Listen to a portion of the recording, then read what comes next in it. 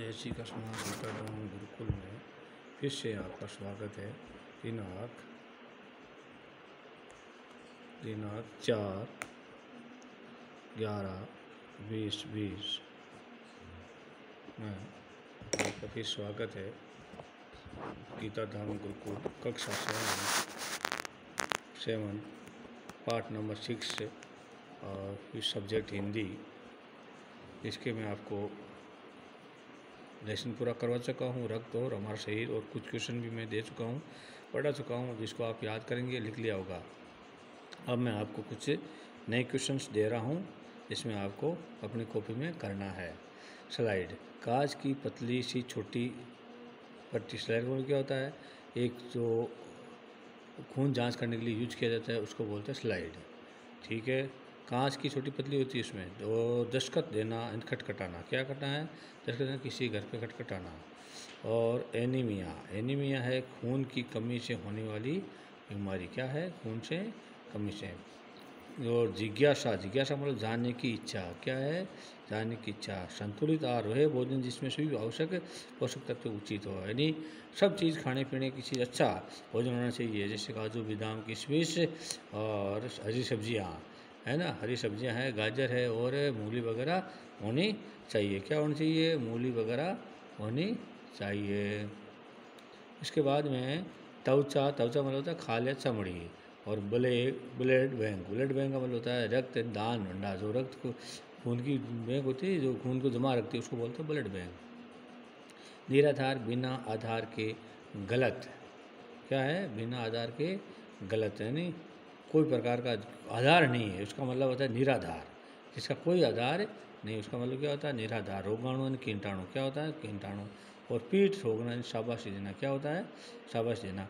दिव्या को बीमारी, अब देखो अन्य प्रश्न दिए हुए हैं, इससे छोटे छोटे 4 प्रश्न दे रखे मैंने, इसमें से आपको ABCD भरना है। दिव्या को बीमारी हो गई थी। अब क्या बीमारी हो गई थी? इसमें अपने को किताब मैंने पढ़ाया था आपको, डेंगू, खांसी, बुखार, एनीमिया। अब जो भी है उसमें के में से जो है उसमें खाली जगह में भरना है। क्या भरना है? जो है उसमें जैसे खाली जगह में भरना है। जैसे अगर एनीमिया, एनीमिया का होगा बड़ा गे भरोगे। इसी प्रकार से नेक्स्ट में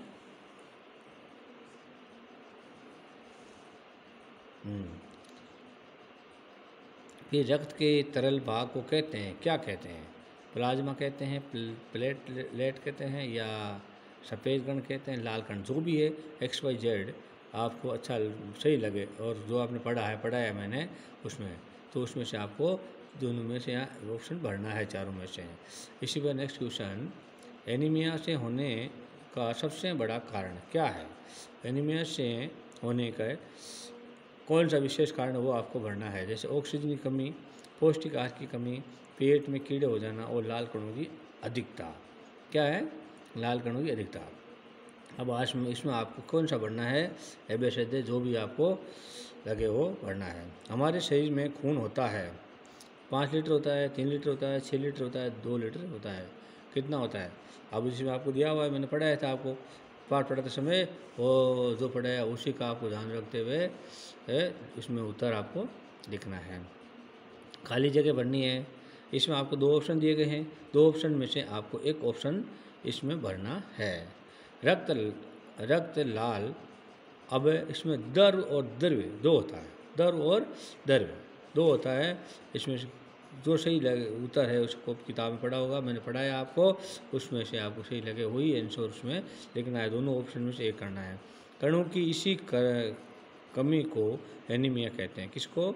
कमी होती है ना, उसको क्या कहते हैं? एनीमिया। क्या कहते हैं? एनीमिया। लाल या सफ़ेद, कौन सा कण है जिसकी कमी से हमें एनीमिया बीमारी होती है? मैंने पाठ पढ़ाया था आपको। दबाव पड़ने से का बहना कम हो जाता है, वक्त या रक्त? दोनों में से क्या आएगा? अब सीधे सी बात है, किसका बहना? रक्त का मतलब होता है खून और वक्त का मतलब होता है समय, है। तो इसमें क्या होता है? जो उत्तर आएगा उसको आपको लिखना है। क्या है?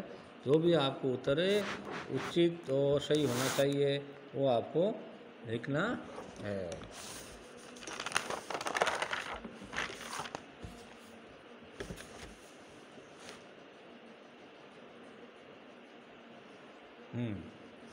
नेक्स्ट में है क्वेश्चन नंबर 6।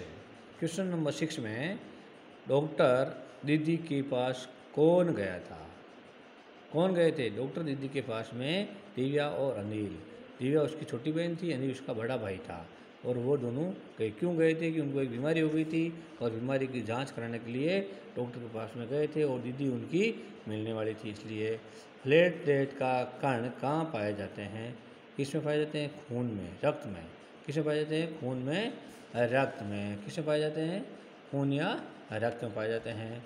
शरीर में हर समय किसका निर्माण होता रहता है? शरीर में, हमारे शरीर है किसमें? तो नए रक्त कणों का। किसका? पुराने रक्त कण खत्म होते रहते हैं या साइड में होते रहते हैं, और नए रक्त कण। अगर हम खून देते हैं किसी को, उसका और भी ज़्यादा हमें फ़ायदा होता है कि कम से कम ज़्यादा खून नहीं होने से शरीर में कई बीमारी से भी बचा जाता है। अब प्रश्न नंबर 9, कितने वर्ष का व्यक्ति रक्तदान कर सकता है? कितने कर सकता है? 18 वर्ष का व्यक्ति या उसके ऊपर आयु, या इसके ऊपर वाला आयु, 18 वर्ष से लेकर लगभग 40 वर्ष तक तो रक्तदान कर ही सकता है। अगर कोई स्वस्थ है तो 50 भी कर सकता है, और इसमें भी स्वस्थ बच्चा होना चाहिए।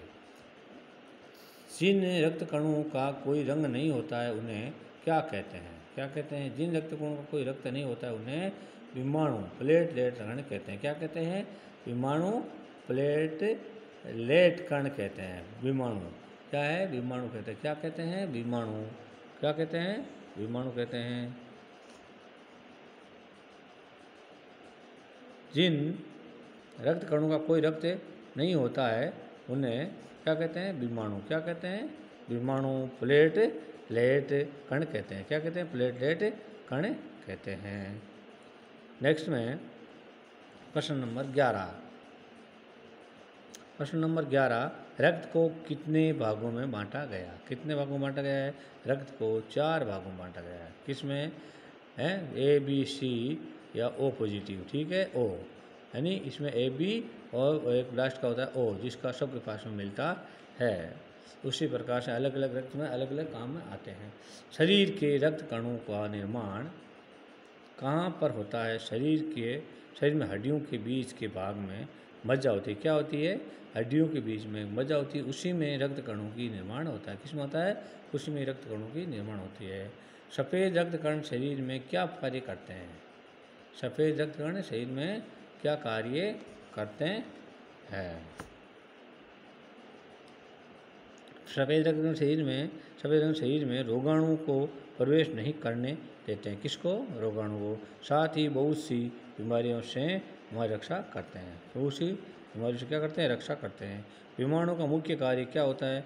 शरीर में किसी भाग में चोट लगने पर रक्त का थक्का जमाने से रोकना। यानी विमाणु का मुख्य कार्य होता है, शरीर में कोई प्रकार की चोट लगती है उसको रक्त कार्य को रोकने के लिए। किसके लिए? थप्पा बनाने, थक्का बनता है उसको रोकने के लिए प्रयोग किया जाता है।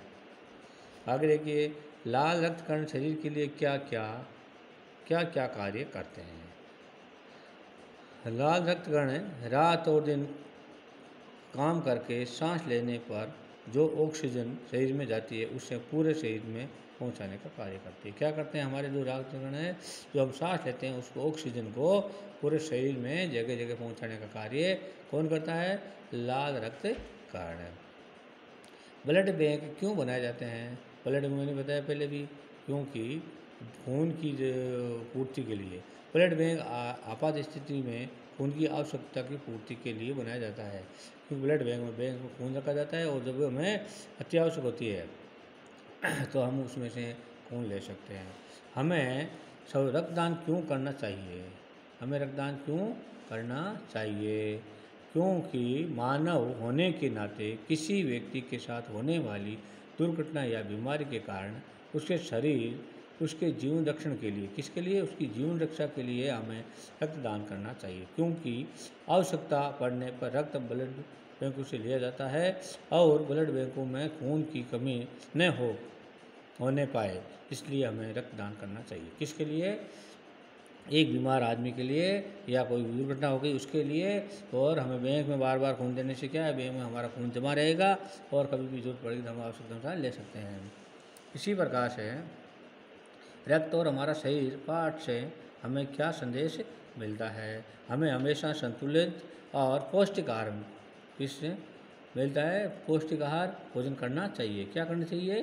पौष्टिक आहार भोजन करना चाहिए, जिससे शरीर में खून की कमी न हो और बीमारियां भी नहीं हो। परोपकार की दृष्टि से हमें 18 वर्ष के बाद से रक्तदान करते रहना चाहिए, जिससे हमें दुर्घटनाग्रस्त या बीमार व्यक्ति जिसके शरीर में खून की कमी आ गई हो को जीवन दान मिल सकता है। जय Shri Krishna. Thank you. Next question में फिर पढ़ाऊँगा।